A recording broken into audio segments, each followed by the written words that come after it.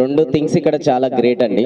ఒకటి వచ్చేసి ఏంటంటే సార్ ఇక్కడ చాలా కష్టపడి పొజిషన్కి వచ్చి ఈరోజు చాలా మంది యంగ్స్టర్స్కి ఒక మంచి ఆపర్చునిటీ ఇవ్వాలని ఒక ఉద్దేశంతో ఇది స్టార్ట్ చేస్తారు. అది ఒకటి. రెండోది వచ్చేసి ఏంటంటే ఈరోజు మనం ఎదగడం ముఖ్యం కాదు, మనతో పాటు మనల్ని నమ్ముకున్న వాళ్ళని ఎదిగించడం ఇంకా ముఖ్యం. అది ఈరోజు రకుల్ గారు చేస్తారు. నిజంగా అది చాలా అప్రిషియేట్ చేయాల్సిన విషయం మన అందరం కూడా. ఎందుకంటే సొసైటీలో అందరు సక్సెస్ఫుల్ అవుతారండి, కానీ మనం నమ్ముకున్న వాళ్ళని ఎప్పుడైతే మనం వాళ్ళకు ఒక ఆపర్చునిటీ ఇస్తామో నిజమైన సక్సెస్ అది ఈరోజు రకుల్ గారు చేశారు ఈరోజు. కానీ ఎందుకంటే అందరికీ ఇంత గొప్ప మనసు అనేది ఉండదు నా దృష్టిలో, ఓన్లీ కొంతమందికి మాత్రమే ఉంటుంది. అది you deserve it actually. Okay, ఎందుకంటే ఇక్కడ చాలా కష్టపడి వచ్చారు. ఆల్మోస్ట్ ఎన్ని ఇయర్స్ అండి మీరు ఇండస్ట్రీకి వచ్చి? 27 ఇయర్స్ అనమాట.